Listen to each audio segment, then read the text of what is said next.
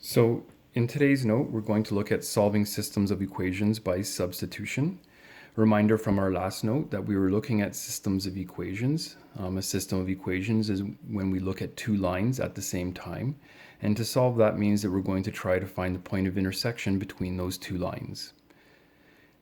Although graphing gives us a good visual representation of what that means to find a point of intersection, graphing is not always the best way to solve.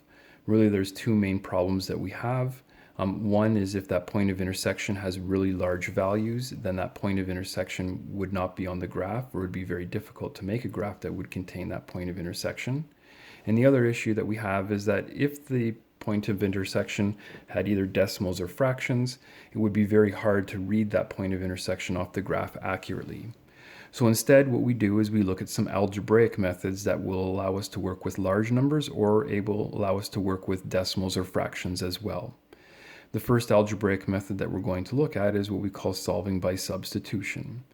So in our warm-up, we'll just do a quick reminder, how do we substitute values into equations? So here we are going to sub x equals 5 into our line.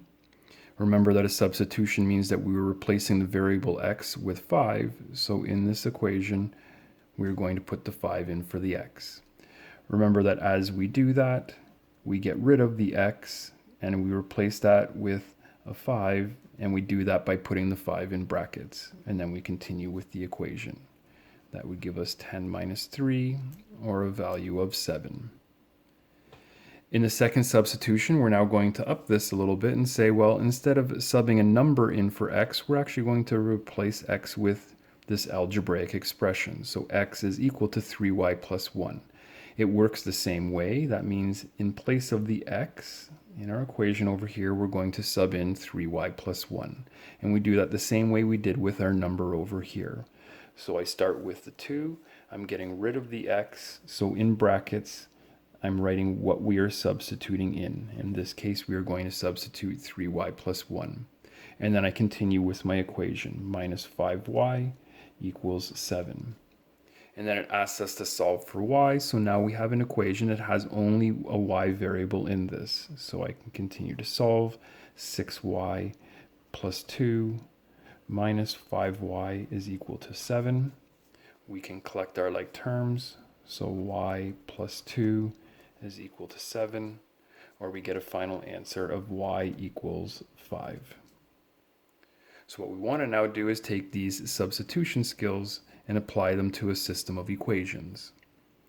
Like our last note, in good form, when I deal with a system, we will start by numbering the two equations, and we do that by putting numbers in circles. The circle indicates that we're talking about an equation.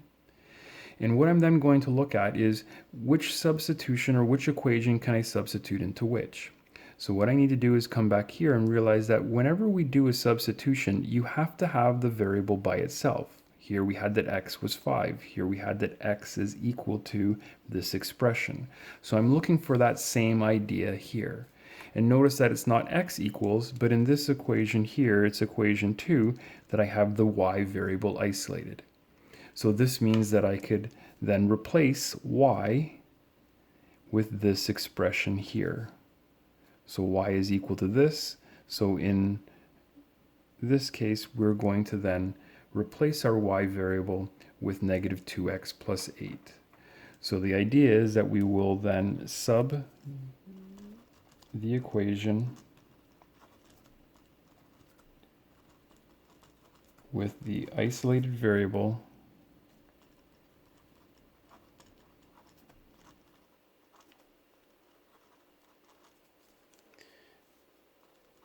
into the other equation.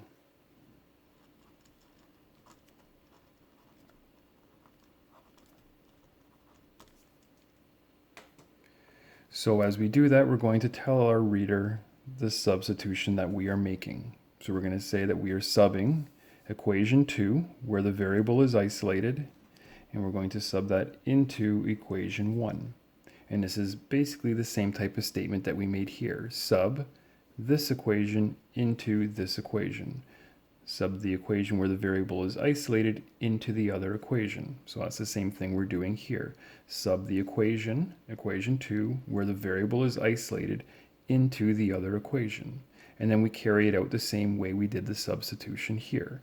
So I start with my 2x plus 3, and when we get to the y, we're replacing the y with negative 2x plus 8. And then we continue with our equation, so the end part here equals 12.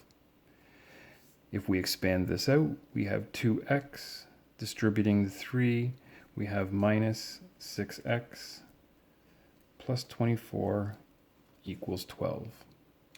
Solving, we can collect our like terms here. Negative 4x plus 24 is equal to 12. Subtracting off the 24 gives us 4x equals negative 12. And then dividing both sides by negative 4 gives us x is 3. What we have just found by subbing one equation into the other is we've actually just been able to solve for the x coordinate of the point of intersection.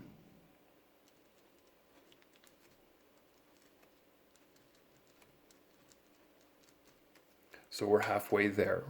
Where do these two lines cross? Well, we know our x coordinate is equal to 3. Our second step then is to try and find the y coordinate, and here's the nice part. With any line, once you know either the x or the y coordinate, you can simply just sub that back into the line, and we should be able to calculate then our y coordinate. And since we're dealing with the point of intersection, that means that I could actually sub this into this line or this line, since we are trying to find the same point on both lines. Now, to make this easier, typically what we will do is we will sub this x coordinate back into the equation where the variable is isolated. The calculation here to solve for y is going to be much easier than the calculation here. So again, we're going to tell our reader that I want to take this value, so I'm going to sub x equals 3, and I'm going to sub that into equation 2. And again, we're making a statement much like what we wrote up here. Sub x equals 5 into this equation. We're telling our reader the same thing in this solution. I'm going to take this answer and I'm going to sub that into my second line. If we do that, y equals negative 2. Again, in place of the x, we're replacing that with a 3 plus 8.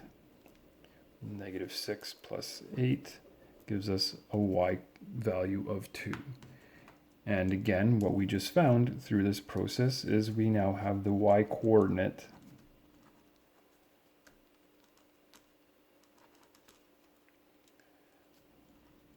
of the POI, or the point of intersection.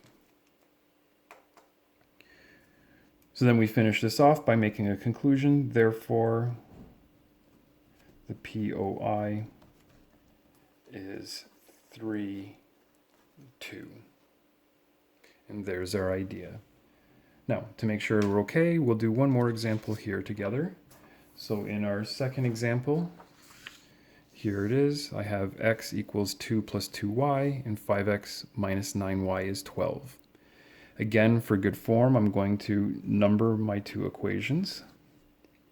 And then to make this work, our method of substitution, I'm always looking for where do I have the isolated variable. In this case, there is the isolated variable by itself, x equals 2 plus 2y. So in my first line, I'm going to tell my reader that I'm going to sub equation 1, the equation with the isolated variable, and I'm going to sub that into the other equation. I'm going to sub that into equation 2. Again, this idea means then that I'm taking this expression here, x is equal to that expression, so I'm going to replace the x with 2 plus 2y. So if we do that, we have 5, and in place of the x, I'm now going to substitute in 2 plus 2y. And then I continue with my equation, minus 9y equals 12. Again, we've created an equation that has now just a single variable. This happens to be y this time. Expand out my brackets, so 10 plus 10y minus 9y equals 12. Collect my like terms, so 10 plus y is equal to 12. And then I can subtract off the 10, which gives me a y value of 2. Again, at this point, what we have found is the y coordinate for that point of intersection.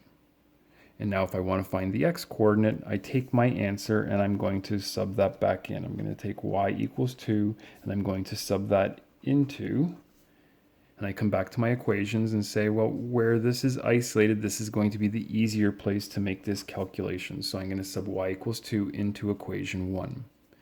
If we do that, we end up with x equals 2 plus 2 times 2, 2 plus 4, or we have an x value of 6.